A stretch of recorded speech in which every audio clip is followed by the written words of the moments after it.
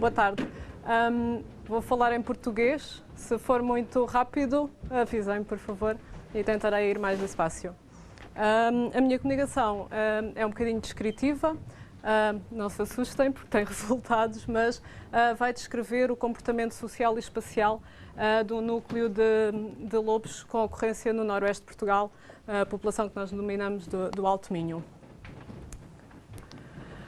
Fazendo um pequeno enquadramento teórico para conseguirmos fazer a ponte entre o comportamento individual e que implicações isso poderá ter na viabilidade populacional, inicialmente a resposta dos indivíduos às alterações ambientais são maioritariamente comportamentais e eles adaptam esses seus comportamentos de forma a reduzir as perdas de fitness. Essas respostas individuais e de comportamento influenciarão a sua sobrevivência, o seu sucesso reprodutor e distribuição, com consequências na dinâmica das populações e na manutenção de populações viáveis. A minha grande questão é saber como é que é a dinâmica comportamental desta população e, mais concretamente, como se comportam os indivíduos e qual a dinâmica social e espacial intramanada e intermanada. Para isso, avaliámos uma série de descritores comportamentais, estes 4 primeiros em função do estatuto social dos indivíduos, portanto, as áreas vitais, a sobreposição, o solapeamento territorial, a atividade ou os movimentos e a seleção do habitat, tudo isto em função do estatuto social. Depois avaliámos também a estrutura social das alcateias e a dinâmica do par reprodutor das alcateias em estudo e o relatedness, que é uma medida de parentesco genético intra e intermanada, novamente. Esta é a área de estudo e, portanto, fixem-se nesta imagem que temos sempre ao longo da comunicação toda, estas 5 manadas. Caracterizando a área de estudo. Primeiro caracterizamos a área de estudo para tentar perceber as suas particularidades e depois ver como é que os lobos respondem a essas características da área de estudo. Trata-se de uma paisagem humanizada, composta por um mosaico heterogéneo, com elevadas densidades humanas, uma rede viária densa e um uso do solo maioritariamente arbustivo e com uma elevada disponibilidade de presas de bovinos e equinos. Isto é uma característica muito marcante naquela zona.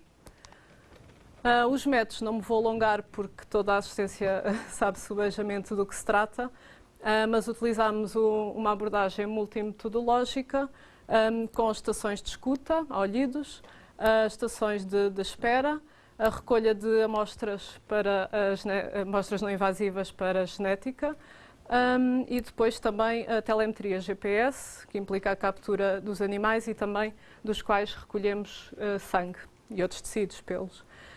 A nossa amostra, capturámos 13 lobos, portanto temos amostras desses 3 indivíduos, 2 dos quais eram crias e os restantes adultos. Recolhemos 824 amostras de dejetos, pelo, saliva e urina. Os dados utilizados são do seguimento de 9 lobos por telemetria GPS. Aqui há uma limitação, que temos seguimentos dos indivíduos entre 2 a 18 meses. O número de localizações, o mínimo 424 e o máximo bastante considerável, mais de quase 6 mil. E foi possível identificar 92 perfis individuais, recorrendo à genética. O processamento das amostras é feito no laboratório do CIBIO, laboratório de DNA degradado, e recorreu-se a uma bateria de 13 microsatélites para analisar todos estes dados obtidos através desta amostra. Foram calculadas as áreas vitais dos animais e, para isso, consideramos usámos o método do mínimo polígono convexo com 95% das localizações. A seleção do habitat foi feita com base numa rede neuronal artificial não supervisionada, que é um Self-Organizing Map. E com esta análise, rapidamente o que se obtém? Ela faz uma análise de clusters funcionais, ou seja, Temos um input, uma matriz de input com todas as localizações dos animais e para cada localização temos caracterizado uma série de variáveis ambientais, que não descrevi aqui, mas que são desde as distâncias, vão ver mais à frente, distâncias a carreteras, distâncias a povoações, linhas de água, etc. Ela vai fazer um agrupamento por clusters das localizações com as características mais próximas. E, portanto, vamos, por exemplo, ter 4 clusters que nos separam a utilização do habitat. Os parentescos, foi feita também uma análise de parentesco com um nível de confiança sempre superior a 95%. E também uma análise, novamente, do relatedness, portanto, das relações, das afinidades genéticas dos animais. Caracterizando agora esta população de lobos. Isto são, aqui temos as densidades, temos o efetivo médio ao longo dos 6 anos de estudo. E, portanto, são os indivíduos que nós conseguimos individualizar e contar no verão. E, portanto, podemos ver que oscilam nestas alcateias periféricas em média, 3 indivíduos por ano. E temos aqui alcateias, como o Francisco Álvares já disse, as alcateias centrais, com muito mais indivíduos, entre 10 e 9 em média por ano. E depois aqui uma alcateia que também está mais na periferia, que tem em média 5 indivíduos nessa alcateia. No total desta população temos então uma média de 6 indivíduos por alcateia por ano e uma densidade de 5,4. Quanto à estabilidade reprodutora, claro, existe uma correlação entre o número de efetivos e a sua estabilidade, obviamente, e, portanto, temos estas duas alcateias com uma estabilidade reprodutora de mais de 80%, ou seja, em mais de 80% dos anos, esta alcateia reproduziu-se. E depois temos esta alcateia da Peneda e da Cruz Vermelha, que em metade do tempo se reproduziu, e uma alcateia muito mais instável do ponto de vista reprodutor. E agora, o que é que nós esperamos, dadas estas características da população de lobos e as características do habitat? Esperávamos áreas vitais, está descrito na bibliografia, que as áreas vitais dos lobos não devem descer a menos de 80 a 100 km². Em última análise, por requisitos sociais. Está descrito também que deveria haver uma permeabilidade nos limites territoriais de todas estas alcateias que são contíguas. Os locais de reprodução de cada alcateia esperaríamos que fossem impermeáveis a lobos de outras manadas. E esperaríamos também um padrão de uso do espaço moldado pelos fatores antropogénicos e uma elevada homogeneidade genética intra- e interalcateia, como foi descrito neste relatório. E depois esperaríamos também que a distância genética entre as manadas fosse proporcional à distância física entre elas, ou seja, manadas cerca, uma distância genética mais cerca do que mais elevada, mais baixa, aliás, do que manadas mais lerras. E esperaríamos também uma estabilidade do par reprodutor, exceto em casos de morte de um desses indivíduos, ou seja, o que está descrito é maioritariamente isto, é que o par reprodutor muda quando um dos elementos morre. E quais foram os nossos resultados? Em relação às áreas vitais em função do estatuto social, sexo e idade. Portanto, aqui eu agrupei fêmeas reprodutoras adultas e, portanto, temos um MCP de médio de 58 km.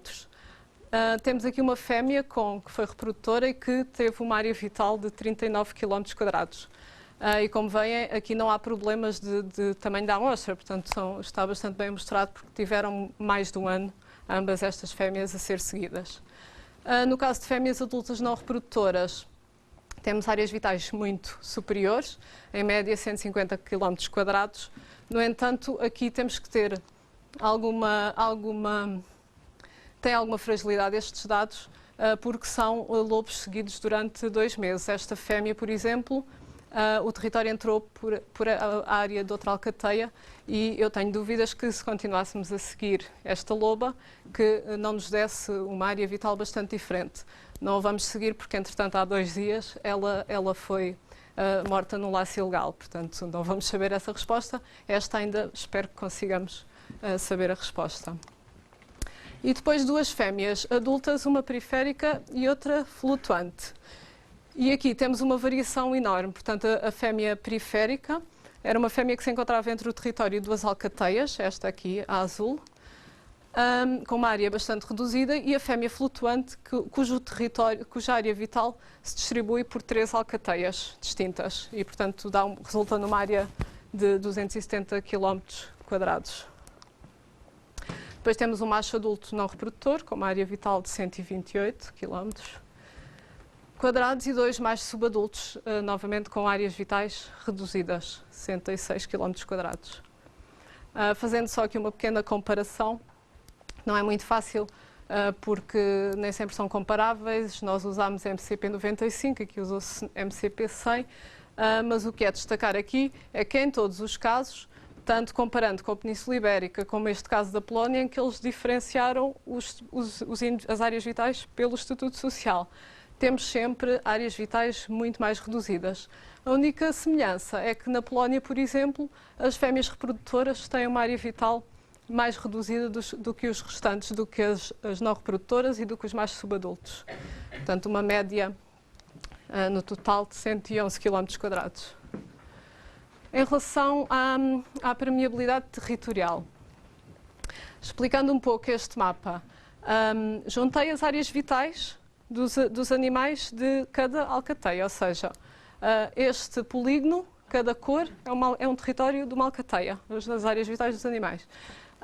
E depois, em cada um deles, estas bolas são os locais de reprodução durante o período de seguimento dos animais, entre 2007 e 2012.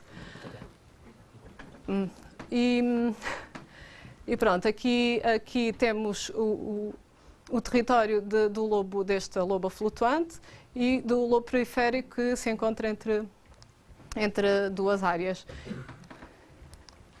Em relação à taxa de visitação, ou seja, à permeabilidade que existe dos locais de reprodução das alcateias à ida de outros indivíduos, o que verificamos foi bastante interessante, que existe os animais de outras alcateias visitam os locais de reprodução de alcateias vizinhas. Um destaque, claro, para a loba periférica e o valor mais elevado na fêmea flutuante, que ocorreu em 3 alcateias, visita 3 alcateias, a periférica, as 2 alcateias que lhe estão adjacentes, e todos os outros visitam apenas uma, e os machos subadultos uma muito reduzida taxa de visitação. Aqui existem muito mais variáveis estudadas, mas eu destaquei só estas. Portanto, esta análise do habitat fez-se a diferenciação entre o dia e a noite. E em média, são estas barras mais escuras, em média, durante o dia, os animais têm deslocações em média 300 metros, deslocações, e estão sobretudo em matos. E durante a noite também andam sobretudo por matos e fazem umas deslocações de cerca de 800 metros. Destacando aqui as características mais interessantes Pronto. Aqui, durante o dia, os casos em que a distância às estradas e às povoações é mais reduzido, como é que os lobos se comportam nessas zonas? Nessas zonas, eles deslocam-se, não são grandes deslocações, mas deslocam-se algo, exclusivamente em floresta e em zonas muito clivosas. Portanto, sempre que existem estas deslocações próximo de estradas e de povoações, acontecem em floresta e em zonas declivosas. Durante a noite, isto traduz o senso comum, não é? É independente da distância, as deslocações deles são independentes da distância às carreteras e às povoações, e andam sobretudo em zonas de comeada e declives baixos. Isto é só um resumo, porque a tabela é densa, portanto as deslocações durante o dia em áreas declivosas e florestadas, e as deslocações durante a noite podem ser próximo de estradas e povoações, mas em zonas de comeada. Relativamente ao relatedness destas manadas, fizemos aqui intramanada, portanto temos aqui esta alcateia que que é menos aparentada, que tem indivíduos menos aparentados. E esta alcateia que tem os indivíduos mais aparentados, e aqui temos a média desta população. Verificando isto, esta distância genética entre as alcateias, temos aqui estas alcateias que são muito próximas e que a distância genética entre elas é mais elevada, e estas alcateias, esta que tem a distância mais aproximada, são todos de valores muito próximos de zeros. Portanto, isto significa que os indivíduos são todos muito aparentados entre eles, e o que se esperaria que alcateias mais afastadas tivessem uma distância genética maior, não se verifica aqui. Relativamente às relações de parentesco, temos aqui, aqui estão os anos, as hembras são o redondo e os machos o quadrado. Isto são indivíduos cujos perfis genéticos individuais foram identificados, os LAM. Este casal reprodutor deu origem a estes indivíduos. Isto são animais marcados, com colar GPS. E depois, no ano seguinte, temos outro par reprodutor. Portanto, temos 2 anos consecutivos com pares reprodutores diferentes. E em 2010, este par reprodutor, aliás, este par reprodutor teve estes indivíduos e, entretanto, em 2010, este animal migra para outra alcateia, para a alcateia da Peneda. O que é que acontece a esta fêmea? Esta fêmea, nós estávamos a segui-la por GPS, e enquanto a sua alcateia estava a reproduzir-se, ela estava no limite territorial dessa alcateia, em zonas atípicas, onde nunca teria andado muito antes. Esta fêmea, não sabemos quando, mas deu também origem a este indivíduo que migrou para outra alcateia, a alcateia da Balhosa. Portanto, temos aqui dois casos de expressão. E em 2011, o curioso é que este par reprodutor volta a ser o par reprodutor desta manada, dando origem a estes indivíduos. A afinidade das díadas dos pares reprodutores. Portanto, aqui temos a média da população, o relatedness da população, e temos os pares reprodutores e a afinidade entre eles. E o que podemos verificar em todas as alcateias, exceto uma, vou passar rápido, é que estes indivíduos são sempre menos aparentados do que a média da população, excetuando este caso, em que são mais aparentados do que a média do que a média. Não é da população, peço desculpa, da sua alcateia, do que a média da sua alcateia. E o que é que nós concluímos?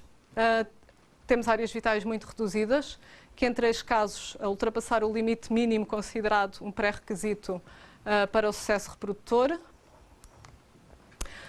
Temos limites territoriais permeáveis, que era expectável.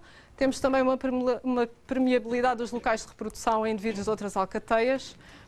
Verificamos que os indivíduos, como seria de esperar, adaptam o seu padrão de movimentos diurnos à presença humana de estradas e povoações. E os valores de relatedness entre interalcateias são muito semelhantes, o que traduz uma grande homogeneidade genética entre estas alcateias e a distância genética que não é proporcional à distância espacial. Tivemos 2 casos de câmbio de par reprodutor, em que não foi determinado pela morte dos indivíduos, eles passaram para outras manadas e foram reprodutores nas manadas receptoras. E, como considerações finais, para terminar, temos aqui um núcleo populacional com uma dinâmica social e espacial muito própria, mas que tem mantido a sua viabilidade e tem persistido ao longo do tempo. E tudo isto será moldado por uma disponibilidade alimentar elevada, que poderá explicar as áreas vitais reduzidas. Uma perturbação humana elevada, que explica o seu comportamento adaptado a isso. E depois temos questões às quais não conseguimos ainda responder e que, numa população com taxas de mortalidade elevadas, seria de esperar um elevado recrutamento dos indivíduos e alguma instabilidade nos pares reprodutores pela morte dos mesmos. Aparentemente existe conectividade espacial entre estas manadas e, portanto, esperava-se uma maior taxa de dispersão e de migração entre os indivíduos, o que não se verifica, mas estes métodos não estão afinados para detectar animais dispersantes. Portanto, pode ser uma limitação dos métodos. Telemetria GPS com um máximo de seguimento de 1 ano e meio não é o método ideal para detectar os animais dispersantes e, eventualmente, a recolha dos indícios. À recolha de indícios de presença escapa muitos desses animais. E pronto, ficam estas questões no ar que esperamos responder ainda e queria agradecer às fontes de financiamento deste projeto, a equipa veterinária e laboratorial e a todos os voluntários e colaboradores. Obrigada.